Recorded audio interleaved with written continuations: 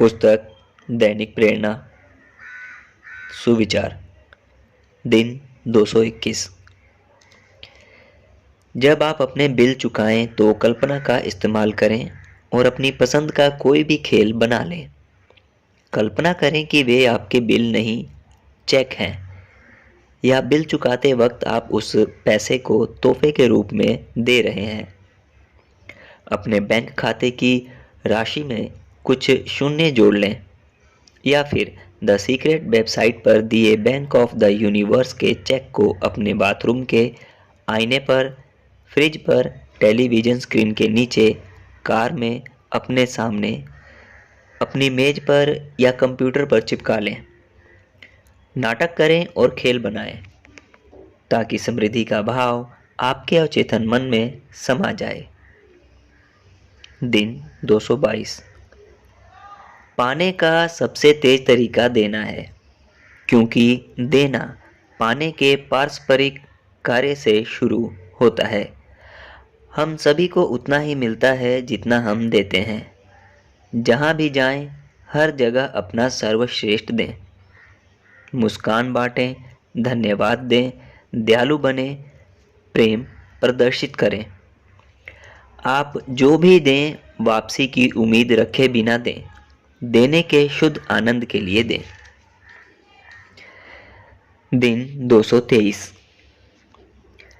इस धरती पर हर धर्म ने आस्था रखने की बात कही है।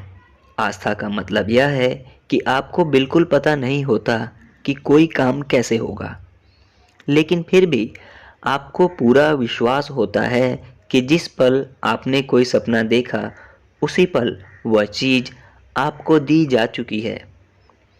इसके बाद आपको आराम से रहना है और सृष्टि को अनुमति देना है कि वह आपको चुंबक बनाकर सपने की ओर खींचे और सपने को चुंबक बनाकर आपकी ओर खींचे। दिन 224। हम जो भी हैं वह हमारी सोच का ही परिणाम है। अगर कोई व्यक्ति किसी बुरे विचार से बोलता या काम करता है तो उसका परिणाम उसे दुख के रूप में भोगना होगा। अगर कोई व्यक्ति शुद्ध विचार से बोलता या काम करता है तो उसका परिणाम उसे खुशी के रूप में प्राप्त होगा, एक ऐसी परछाई की तरह जो उसका साथ कभी नहीं छोड़ेगी।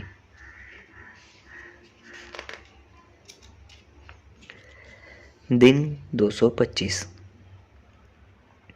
चूँकि हर चीज़ आध्यात्मिक संसार में पहले से मौजूद होती है, इसलिए आप जो चाहते हैं वह भी मौजूद है। दरअसल यह हमेशा से मौजूद रही है, क्योंकि आध्यात्मिक संसार में समय का कोई अस्तित्व नहीं होता है।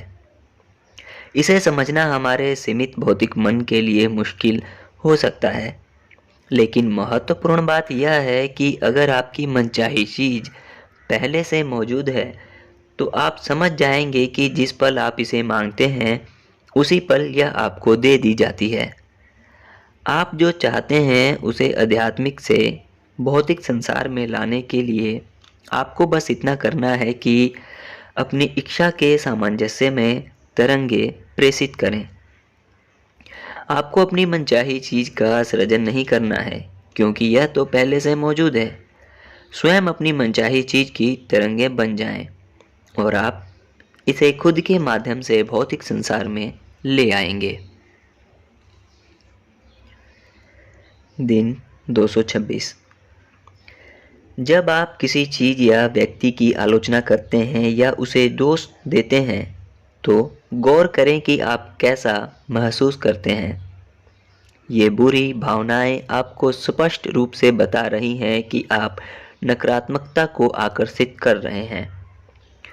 उस अचूक मार्गदर्शन पर गौर करें जो सृष्टि आपकी भावनाओं के जरिए आप तक पहुंचा रही है। अच्छा महसूस करने के अलावा बाकी सारे एहसास बेकार हैं। दिन 227। यहाँ एक जांच सूची दी जा रही है ताकि आपको यकीन हो जाए कि आपके प्राप्त करने के द्वार खुले हुए हैं। क्या आप प्रशंसा को अच्छी तरह ग्रहण करते हैं? क्या आप अप्रत्याशित तोहफों को आसानी से स्वीकार कर लेते हैं? क्या आप मदद की पेशकश को स्वीकार कर लेते हैं? जब कोई मित्र आपके लंच या डिनर का भुगतान करना चाहता है, तो क्या आप मान जाते हैं? ये बहुत छोटी-छोटी बातें हैं, लेकिन इनसे आपको यह जानने में मदद मिलेगी कि क्या आप ग्रहण और स्वीकार के लिए तैयार हैं। याद रखें, आपको देने के लिए सृष्टि हर व्यक्ति और हर परिस्थिति के माध्यम से काम कर रही है। दिन 228। आपके विचार व भावनाएं कारण हैं और जो प्रकट होता है वह परिणाम है। इसीलिए अगर आप अपनी मनचाही चीज को आत्मसात कर लेते हैं तो आपने अपना काम पूरा कर दिया है और इससे ज़्यादा आपको कुछ नहीं करना है। जैसा भीतर है वैसा ही बाहर है, जैसा आपके अंदर है वैसा ही आपके बाहर है। याद रखें, कारण आपके भीतर है और बाहरी संसार परिणाम है। दिन 229। यदि ऐसा लगे कि आपके जीवन का कोई कार्य आपकी मनचाही चीज का विरोध करता है, तो उसे करते वक्त अपनी कल्पना का इस्तेमाल करें। अपनी मनचाही चीज के सृजन में मदद करने के लिए आप अपने कार्यों का हर दिन इस्तेमाल कर सकते हैं।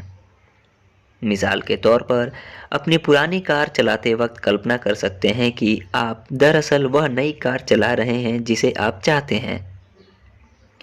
अपने पर्स को निकालते वक्त कल्पना कर सकते हैं कि वह नोटों से भरा हुआ है।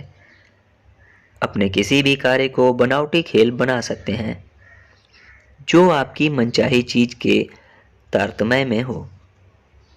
याद रखें, आकर्षण के नियम को यह पता नहीं होता कि कोई चीज वास्तविक है या काल्पनिक। दिन 230। रोंडा बर्न कहती हैं, जब मैं द सीक्रेट फिल्म बना रही थी तो साथ साथ नियम को भी सीख रही थी और कुछ समय के लिए मैं मदद की तलाश बाहरी संसार में करने की गलती कर बैठी। मैं एक ऐसी फिल्म बना रही थी जिसकी लागत लाखों डॉलर थी और शुरुआत में मैं कर्ज में डूबी हुई थी। मैं जहाँ भी गई, मैंने जहाँ भी मदद की तलाश की, निराशा ही हाथ लगी। मेरे देखते ही देखते एक के बाद एक दरवाजे बंद होते गए। मैं मदद की तलाश गलत जगह पर कर रही थी, क्योंकि सृष्टि की समूची शक्ति तो मेरे भीतर ही थी। जब मैंने अपना नज़रिया बदला और अपने भीतर की शक्ति से जुड़ी और सिर्फ उसी पर ध्यान केंद्रित किया, तो मैंने सृष्टि को आदर्श रास्ता खोजने का अवसर दे दिया। मैंने अपना काम किया और परिणाम को अपने दिल, दिमाग व शरीर में रखा और मेरा रास्ता रोशन हो गया। धन्यवाद।